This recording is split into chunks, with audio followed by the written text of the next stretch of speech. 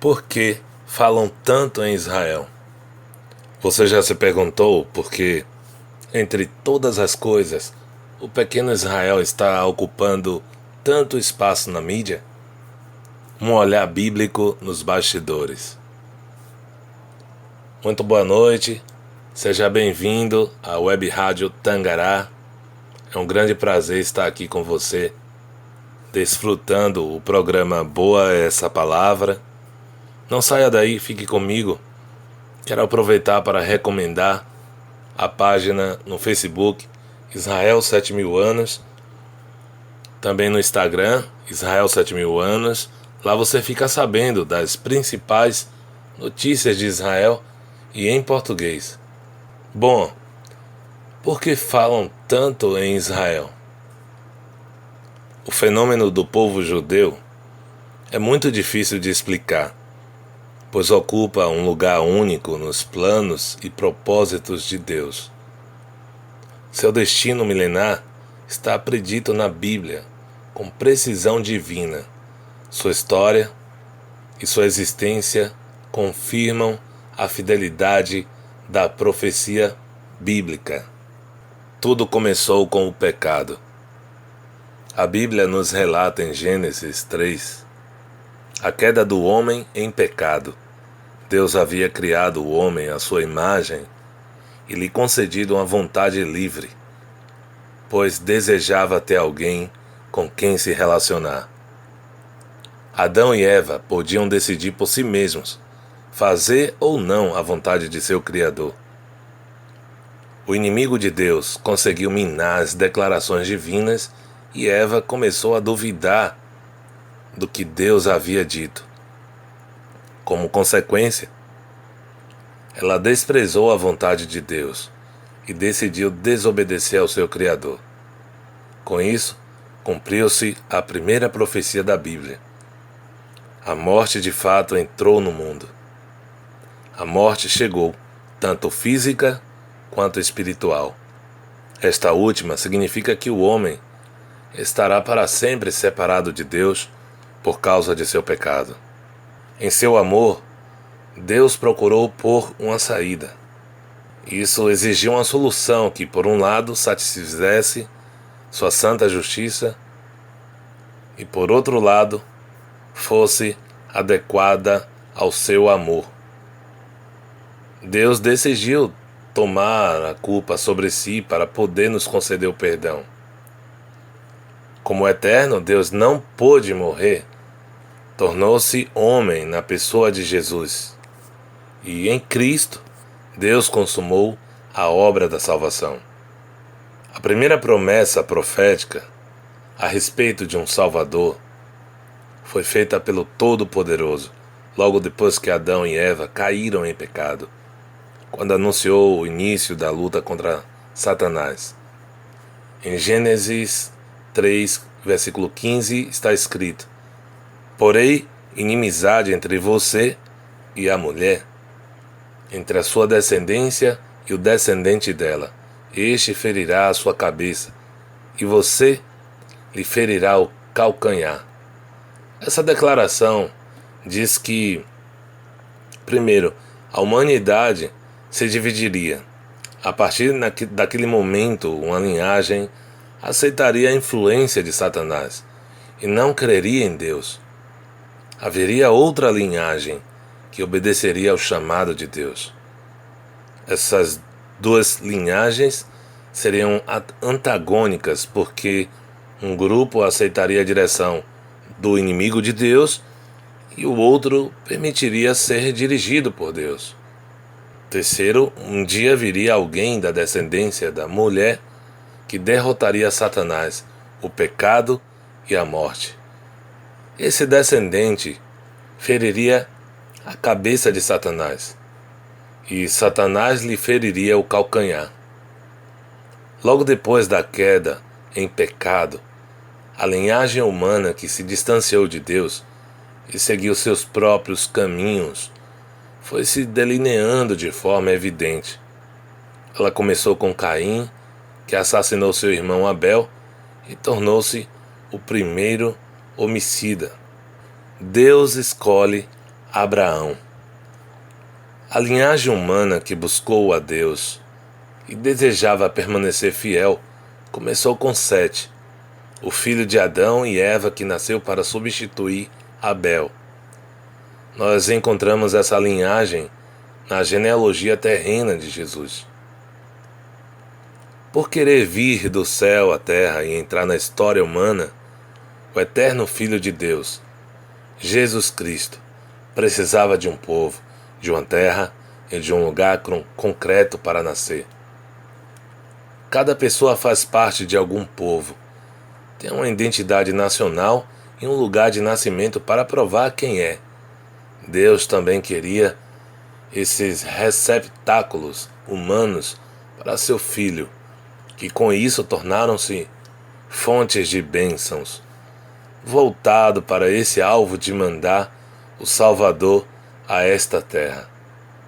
Deus escolheu a Abraão, originário de Ur dos Caldeus, a Babilônia. O Todo-Poderoso poderia ter escolhido alguma outra pessoa, mas sua escolha soberana recaiu sobre Abraão. A Bíblia declara a respeito desse chamado especial. Então o Senhor disse a Abraão: Abrão, saia da sua terra, do meio dos seus parentes e da casa de seu pai, e vá para a terra que eu lhe mostrarei. Farei de você um grande povo e o abençoarei. Tornarei famoso o seu nome, e você será uma bênção. Abençoarei os que o abençoarem, e amaldiçoarei os que o amaldiçoarem. E por meio de você, todos os povos da terra serão abençoados. Isso está escrito em Gênesis, capítulo 12, versículos de 1 a 3. Esse chamado divino abrange 3 informações elementares. Primeiro, Abraão receberia uma terra. Segundo, Abraão se tornaria uma nação. E terceiro, todos os povos da terra seriam abençoados através da descendência de Abraão. Essa bênção refere-se ao Redentor do mundo, Jesus Cristo. Ele seria da descendência de Abraão e nasceria em Israel. Abraão foi o primeiro a ser chamado de hebreu. Gênesis capítulo 14, versículo 13. Com o chamado de Abraão e a promessa de lhe dar uma terra, e mais tarde com Jerusalém e a nação judaica, Deus tinha um único alvo: enviar Jesus a este mundo. Na sequência, Deus deu a seu amigo, como ele chamava a Abraão. Leia Tiago, capítulo 2, versículo 23. A terra prometida para onde o havia conduzido. Abraão, que durante décadas não teve filhos com sua esposa Sara, quando já era idoso, tornou-se pai de um menino, a quem por ordem divina ele deu o nome de Isaque. Mas certo dia, a fé de Abraão foi posta duramente à prova. Deus, que havia lhe dado esse filho, exigiu o impossível. Abraão deveria sacrificar seu único filho, que ele havia gerado com Sara e que amava imensamente. Só podemos entender isso a partir do Novo Testamento. Posteriormente, Jesus morreu por nós na mesma região que Abraão deveria sacrificar seu filho Isaque. No final, Abraão não precisou sacrificar seu filho. Exatamente quando estava para fazê-lo, o Senhor interveio e o impediu. Assim, Abraão recebeu seu filho vivo de volta. Jesus teve de morrer, mas não permaneceu na morte. Ele ressuscitou dos mortos e vive de eternidade a eternidade. De Jacó vem Israel. Quando Isaque, o filho de Abraão, havia se tornado homem, casou e teve gêmeos com sua esposa Rebeca. Um se chamava Esaú, o outro Jacó. Jacó revelou-se um grande trapaceiro. Tinha facilidade em enganar os outros, inclusive seu próprio pai. Isso o obrigou a fugir e a abandonar sua pátria. Mesmo assim, apesar das suas fraquezas de caráter, ele buscava a Deus. Problemas e crises o levaram a clamar insistentemente pelo Senhor. E Deus deixou-se achar. Está escrito que Jacó lutou com Deus. E depois disso, Deus deu-lhe um novo nome. Mas antes o Senhor perguntou: qual é o seu nome? Jacó, respondeu ele. Então disse o homem: seu nome não será mais Jacó, mas sim Israel, porque você lutou com Deus e com homens e venceu. Leia Gênesis, capítulo 32, versículos 27, parte B e 28. Jacó, cujo nome, segundo outra raiz hebraica, significa enganador, agora passaria a se chamar Israel, que significa o Senhor lutará, ou o lutador de Deus. Abraão tornara-se o primeiro hebreu, e agora Jacó tornava-se o primeiro israelita. Por que Deus escolheu justamente a Jacó, ou seja, a Israel, um antigo enganador? Só existe uma resposta, na qual Deus começa declarando: eu sou o Senhor, o Deus de seu pai Abraão, e o Deus de Isaque. Darei a você e a seus descendentes a terra na qual você está deitado. Seus descendentes serão como o pó da terra, e se espalharão para o oeste e para o leste, para o norte e para o sul. Todos os povos da terra serão abençoados por meio de você e da sua descendência. Estou com você e cuidarei de você aonde quer que vá, e eu o trarei de volta a esta terra. Não o deixarei enquanto não fizer o que lhe prometi. Leia Gênesis capítulo 28, versículos 13, parte B ao 15. A promessa de Deus a Jacó é, por assim dizer, uma repetição da promessa que Deus fizera a Abraão. Todos os povos da terra seriam abençoados através da descendência dele. Aproximadamente 2000 anos depois dessa afirmação divina, o israelita Jesus de Nazaré pronunciou na cruz do Calvário as famosas palavras: está consumado. Leia João capítulo 19, versículo 30. A salvação de todas as gerações da terra tornara-se realidade. As 12 tribos de Israel. Jacó tornou-se pai de 12 filhos, os futuros patriarcas das 12 tribos de Israel. Uma delas se destaca das demais, a tribo de Judá. Dela viria em tempos futuros o Messias de Israel, que se chama Jesus Cristo. Deus o anunciou 19 séculos antes da vinda de Jesus. Gênesis capítulo 49, versículo 10 diz: o cetro não se afastará de Judá, nem o bastão sairá de entre os seus pés, até que venha Siló, e a ele obedecerão os povos. A palavra hebraica Siló significa a quem pertence, e é considerada um título messiânico.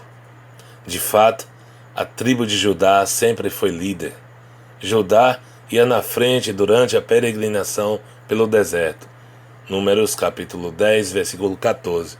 No censo realizado por Moisés, Judá era a tribo mais numerosa. Números capítulo 26, versículo 22. De Judá vieram os mais expoentes reis de Israel, Davi e Salomão. Em Judá localizava-se o templo judaico, e a dinastia real de Judá se estendeu até o rei supremo, o Messias de Israel e o Cristo do mundo. Pois é bem conhecido que o nosso Senhor descende de Judá. Leia Hebreus capítulo 7, versículo 14. Através de José, o penúltimo dos filhos de Jacó, as 12 tribos chegaram ao Egito. Viveram lá por alguns séculos como estrangeiros e das 70 pessoas iniciais chegaram a formar um povo enorme. Veja Deuteronômio capítulo 10, versículo 22. Mas como escravos, eles eram duramente oprimidos pelos egípcios. Por isso clamaram a Deus, que escolheu Moisés e seu irmão Arão para liderá-los. Os dois iriam conduzir os israelitas do Egito à terra prometida, a mesma terra que ele prometera a Abraão, Isaque e Jacó. Mais tarde, Jesus viria à luz nessa terra prometida. Moisés declarou profeticamente: o Senhor, o seu Deus, levantará do meio de seus próprios irmãos um profeta como eu. Ouçam-no. Deuteronômio capítulo 18, versículo 15. Muitos séculos depois, Jesus e seus discípulos se reportaram a passagens do Antigo Testamento como a que acabamos de citar. João capítulo 1, versículo 45. Logo após sua crucificação e ressurreição dos mortos, Jesus falou aos discípulos: não devia o Cristo sofrer estas coisas para entrar na sua glória? E, começando por Moisés e todos os profetas, explicou-lhes o que constava a respeito dele em todas as Escrituras. Lucas capítulo 24, versículos 26 e 27. Quem é a estrela de Jacó? Durante a longa peregrinação pelo deserto, repetidamente houve confrontos entre os israelitas e seus inimigos que tentavam aniquilá-los. Mas a cada novo confronto, Deus colocava sua mão protetora sobre o povo de Israel. A razão de ele ter feito isso transparece nitidamente em uma situação relatada em Números 22 ao 24. O rei moabita Balaque desejava amaldiçoar Israel. Para essa finalidade, engajou um adivinho chamado Balaão. Mas Deus moveu o coração de Balaão de tal forma que este não conseguiu proferir maldição, mas foi forçado a expressar uma profecia divina. Eu o vejo, mas não agora. Eu o avisto, mas não de perto. Uma estrela surgirá de Jacó, um cetro se levantará de Israel. Número capítulo 24, versículo 17. Quem seria essa estrela? Quem seria o cetro? Aproximadamente 1400 anos mais tarde, Jesus nasceu em Belém e por isso brilhou nos céus de Israel, a hoje mundialmente famosa estrela de Belém. A profecia de Balaão fala da brilhante estrela da manhã, que é Jesus. O cetro fala do futuro reinado de Jesus Cristo. Ele irá voltar e reinar sobre o mundo inteiro. E em seu manto e em sua coxa está escrito este nome: Rei dos Reis e Senhor dos Senhores. Apocalipse, capítulo 19, versículo 16. O próprio Jesus Cristo declara nas últimas páginas da Bíblia: eu, Jesus, enviei o meu anjo para dar a vocês este testemunho concernente às igrejas. Eu sou a raiz e o descendente de Davi, e a resplandecente estrela da manhã. Aquele que dá testemunho destas coisas diz: sim, venho em breve. Amém. Vem, Senhor Jesus. Apocalipse, capítulo 22, versículos 16 e 20. Israel não pôde ser destruído no passado, porque o Messias, Jesus Cristo, viria ao mundo através desse povo. Igualmente, nem hoje, nem no futuro Israel será aniquilado, porque o Senhor quer e vai voltar a seu povo e a sua terra de Israel. O profeta Isaías, que exercia seu ministério, principalmente em Jerusalém e seus arredores, viveu no século 7 a.C. Ele recebeu de Deus a tarefa de fazer muitas declarações concernentes ao futuro. Uma das mais marcantes é encontrada em Isaías 53, uma profecia desse tipo cujo cumprimento foi registrado na história mundial. É incomparável.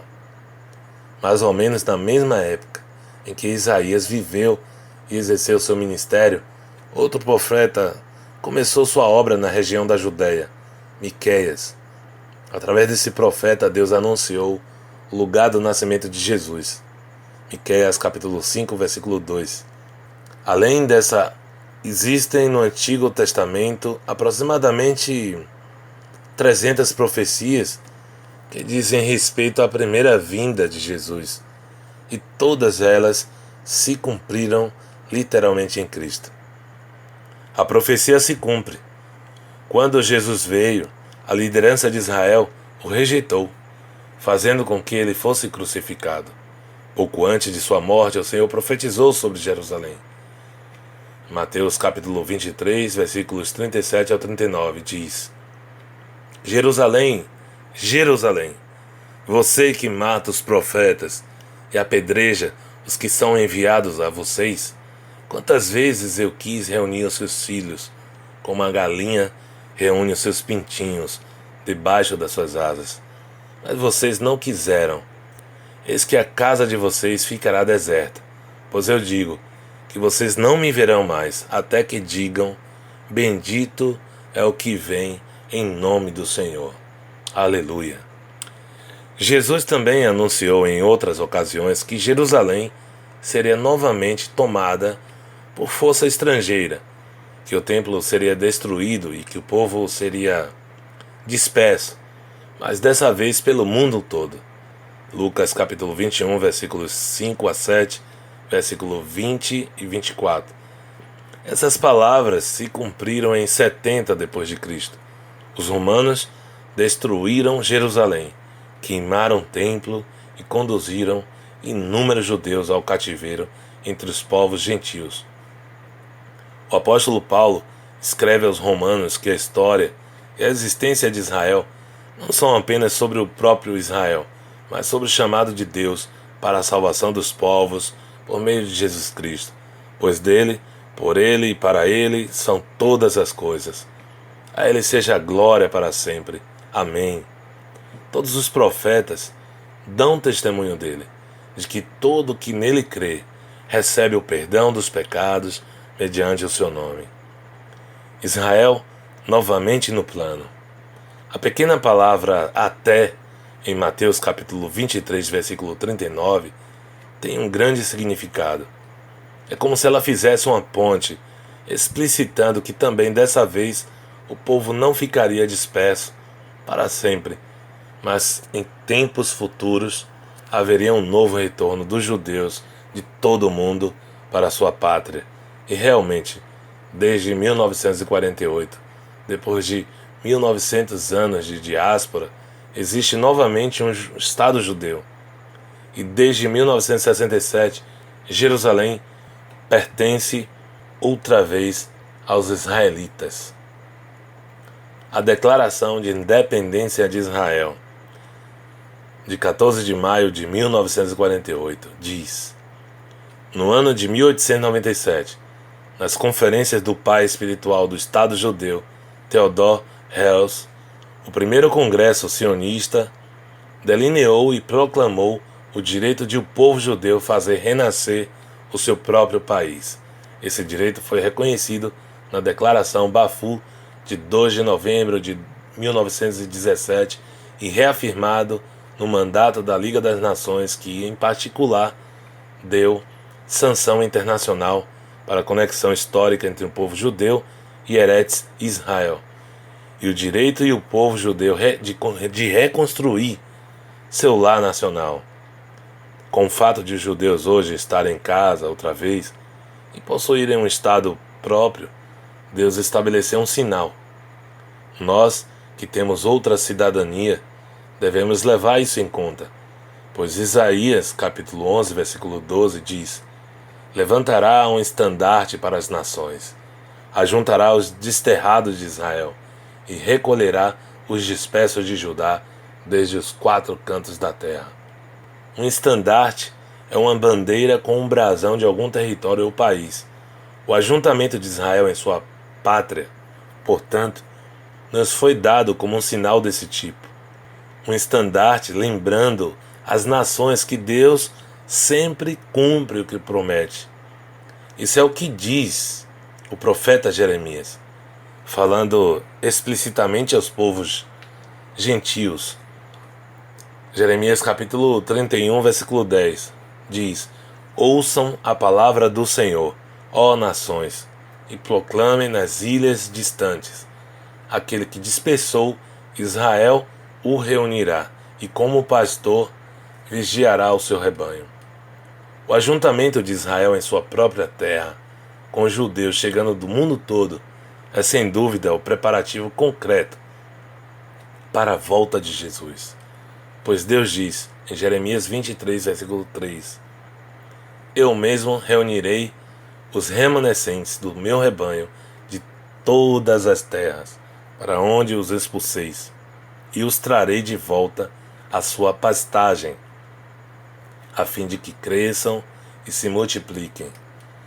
Na sequência, Deus explica exatamente como ele fará isso, ou seja, que esse livramento será incomparavelmente maior que a libertação do cativeiro egípcio. Nos versículos 7 e 8 de Jeremias 23, diz: portanto, vem dias, diz o Senhor, em que não mais se dirá, juro pelo nome do Senhor que trouxe os israelitas do Egito, mas se dirá, juro pelo nome do Senhor que trouxe os descendentes de Israel da terra do norte e de todas as nações para onde os expulsou, e eles viverão na sua própria terra. E o que aconteceu após a Segunda Guerra Mundial? Milhares de judeus retornaram à sua terra natal, e em 14 de maio de 1948, o Estado de Israel foi fundado. O Deus vivo havia inspirado seu servo Isaías, 2650 anos antes, a escrever. Quem já ouviu uma coisa dessas? Quem já viu tais coisas? Pode uma nação nascer num só dia? Ou pode-se dar à luz um povo num instante? Pois Sião ainda estava em trabalho de parto, e deu à luz seus filhos. Isaías capítulo 66, versículo 8. O sinal inconfundível do retorno de Israel à sua própria terra, que Deus nos deu, indica que estamos vivendo nos tempos finais. Quando falamos sobre tempos finais, não estamos nos referindo ao fim do mundo, mas ao tempo iminente anterior à volta de Cristo. Os sinais dos tempos finais serão: vocês ouvirão falar de guerras e rumores de guerras, mas não tenham medo. É necessário que tais coisas aconteçam, mas ainda não é o fim. Nação se levantará contra nação, e reino contra reino. Haverá fomes e terremotos em vários lugares. Tudo isso será o início das dores. Mateus 24, versículos 6 a 8. Haverá sinais no sol, na lua e nas estrelas. Na terra, as nações estarão em angústia e perplexidade com o bramido e a agitação do mar. Os homens desmaiarão de terror, apreensivos com o que estará sobrevindo ao mundo. E os poderes celestes serão abalados. Lucas capítulo 21, versículos 25 e 26. Como os políticos e as organizações ambientalistas estão empenhados em adquirir algum controle sobre as crescentes ameaças ambientais e sobre o aquecimento global, mas em todos os relatos que lemos sobre o assunto, somente uma realidade salta aos olhos: perplexidade e medo do que está por vir. Jesus, o Salvador do mundo. Jesus, que é o centro e o alvo da história da redenção, morreu na cruz e também ressuscitou dos mortos para desde agora dar a vida àqueles que se decidem por Ele e creem nele. Quem vive sem Jesus não tem esperança, e quem morre sem Jesus fica sem esperança por toda a eternidade. O inimigo de Deus, também chamado de Deus desta era, que opera nos filhos da desobediência, influencia a política mundial. Em seu ódio cego, ele quer lançar o mundo todo na perdição. Mas no final, como já aconteceu em todas as épocas, a política profana dos povos e os conflitos no Oriente Médio contribuirão para que o plano de Deus se cumpra. Você também está com medo? Preso a inquietações e inseguranças? Você tem medo do futuro, medo por sua família? A Bíblia diz: porque Deus tanto amou o mundo, que deu seu Filho unigênito, para que todo que nele crê não pereça, mas tenha a vida eterna. Pois Deus enviou o seu Filho ao mundo, não para condenar o mundo, mas para que este fosse salvo por meio dele. Quem nele crê não é condenado, mas quem não crê já está condenado, por não crer no nome do Filho unigênito de Deus. Leia João capítulo 3, versículos 16 ao 18. Um Deus justo precisa julgar este mundo. Ele não pode deixar o pecado passar em branco, senão ele seria injusto. Deus oferece perdão e proteção do juízo. Cada um que se volta a Jesus pela fé não será destruído e não estará debaixo da ira de Deus. Assim diz a Sagrada Escritura, porque Deus não nos destinou para a ira, mas para recebermos a salvação por meio de nosso Senhor Jesus Cristo. E como agora fomos justificados por seu sangue, muito mais ainda, por meio dele, seremos salvos da ira de Deus. Leia Romanos capítulo 5, versículo 9. Israel, maçã dos olhos de Deus. Deus já havia anunciado a luta por Jerusalém e contra o Estado de Israel, assim como vivenciamos nos dias de hoje, 520 anos antes de Cristo. Farei de Jerusalém uma taça que embriague todos os povos ao seu redor, todos que estarão no cerco contra Judá e Jerusalém. Naquele dia, quando todas as nações da terra estiverem reunidas para atacá-la, farei de Jerusalém uma pedra pesada para todas as nações. Todos que tentarem levantá-la se machucarão muito. Zacarias, capítulo 12, versículos 2 a 3. Por que tudo isso? Porque Satanás busca destruir o plano de Deus para Israel e assim impedir o retorno de Jesus Cristo. Deus diz: todo o que tocar em vocês, toca na menina dos olhos dele. Zacarias capítulo 2, versículo 8. A expressão no original é maçã dos olhos, provavelmente querendo indicar a pupila, uma parte muito sensível do olho. Qualquer coisinha já pode irritá-la extremamente e provocar uma reação. Tocar nos judeus é tocar em Deus. Lembremos o que Deus disse a Abraão. Capítulo 12, versículo 3 de Gênesis. Abençoarei os que o abençoarem, e amaldiçoarei os que o amaldiçoarem. E por meio de você, todos os povos da terra serão abençoados. Isso provou ser a mais pura verdade em relação a Israel no decorrer da história. O faraó do Egito foi obrigado a reconhecer essa realidade, bem como os amalequitas quando guerreavam contra Israel. Essa foi a experiência de Balaão, que deveria amaldiçoar Israel, mas por ordenança do Deus vivo, o abençoou.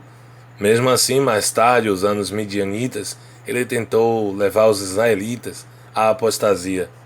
A Babilônia também experimentou a verdade dessa promessa de Deus a Abraão, assim como o persa Ramã, que foi pendurado na forca, ele mesmo havia mandado levantar para matar o judeu Mordecai. Esté, capítulo 7, versículo 9 a 10. Não por último, essa também foi a triste experiência da Alemanha nazista, quando levantou sua mão contra os judeus. E no fim dos dias, logo antes da volta de Jesus, o mundo todo experimentará a veracidade do que Deus profetizou. Jesus, o juiz do mundo. Essa mesma linha continua no Novo Testamento. Quando Jesus voltar, ele julgará os povos, e um dos critérios nesse julgamento será a maneira como as nações se portaram para com Israel. O rei responderá: digo a verdade, o que vocês fizeram a algum dos meus menores irmãos, a mim o fizeram. Mateus capítulo 25, versículo 40.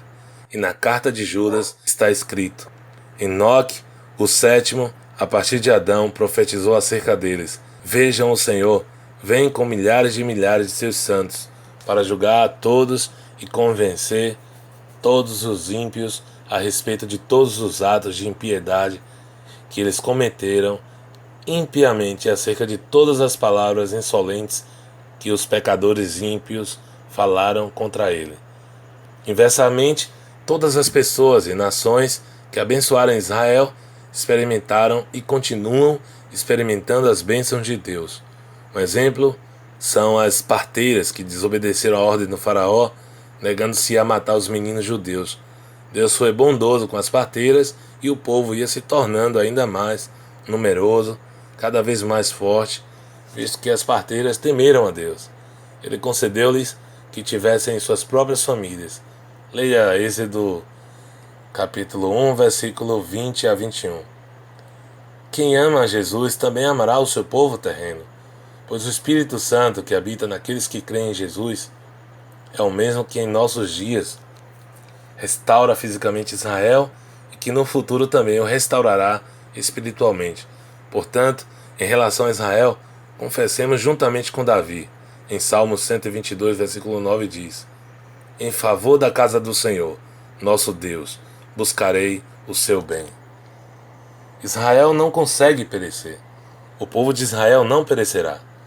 Jeremias 31, 37. Assim diz o Senhor: se os céus em cima puderem ser medidos, e os alicerces da terra embaixo puderem ser sondados, então eu rejeitarei os descendentes de Israel, por tudo o que eles têm feito, diz o Senhor. É tão impossível que Israel pereça quanto medir o céu e os fundamentos da terra. O apóstolo Paulo escreve, inspirado pelo Espírito Santo: acaso Deus rejeitou o seu povo? De maneira nenhuma. Eu mesmo sou israelita, descendente de Abraão, da tribo de Benjamim. Deus não rejeitou o seu povo, o qual de antemão conheceu. Romanos capítulo 11, versículo de 1 a 2, parte A. Não há forma mais clara e explícita para expressar que Israel tem um futuro eterno. Os judeus, como todas as pessoas, não são capazes de cumprir a lei de Moisés. Se Deus tivesse exigido isso, o povo judeu não teria chance alguma. Mas graças a Deus, o Senhor tinha uma solução preparada. Ele, em sua infinita fidelidade, se atém àquilo que prometeu a Abraão. Quero dizer isto. Gálatas 3, 17 e 18 diz: a lei que veio 430 anos depois não anula a aliança previamente estabelecida por Deus, de modo que venha a invalidar a promessa. Pois, se a herança depende da lei, já não depende de promessa. Deus, porém, concedeu-a gratuitamente a Abraão mediante promessa. Se Deus não rejeitou o seu povo, mesmo tendo razões mais do que suficientes para fazê-lo, como o homem se acha no direito de julgar Israel? Deus ama muito o seu povo. Você, porém, ó Israel, meu servo, Jacó, a quem escolhi, vocês, descendentes de Abraão, meu amigo, eu os tirei dos confins da terra, de seus recantos mais distantes, e os chamei. Eu disse: você é meu servo, eu o escolhi e não o rejeitei. Por isso não tema, pois estou com você. Não tenha medo, pois sou o seu Deus. Eu o fortalecerei e o ajudarei. Eu o segurarei com a minha mão direita vitoriosa. Isaías, capítulo 41, versículos de 8 a 10. Jesus Cristo virá em poder e glória depois de um período de juízo, que é descrito em Apocalipse. Então seu povo o reconhecerá, se arrependerá e aceitará pela fé. A chance da sua vida. Fizemos uma pequena viagem pelas profecias, passando pela Bíblia inteira. Elas se cumpriram no passado, estão se cumprindo no presente e se cumprirão no futuro. A Bíblia nunca se contradiz. Como palavra de Deus, ela é a verdade absoluta. Em tudo Deus tem um único alvo: salvar as pessoas, perdoar seus pecados e atraí-las outra vez para a comunhão com seu Criador. Desde a morte, ressurreição e ascensão de Jesus, o céu está aberto para qualquer um. O próprio Deus abriu a porta e diz sim a todo aquele que diz sim a Jesus. Deus aceita qualquer um que pela fé clamar pelo nome de Jesus, não importando a profundidade a que tenha caído. Quem deposita toda a confiança em Jesus não é apenas liberto de toda a culpa, mas também livrado de sua consciência pesada e do medo entranhado em seu ser, pois recebe paz com Deus, tendo sido, pois, justificados pela fé. Temos paz com Deus, por nosso Senhor Jesus Cristo. Romanos capítulo 5, versículo 1. Quem tem paz com Deus sabe que está abrigado no Senhor em meio a tormentas da vida. Bom, espero que essas palavras de hoje tenham edificado a sua vida. Que Deus te abençoe abundantemente.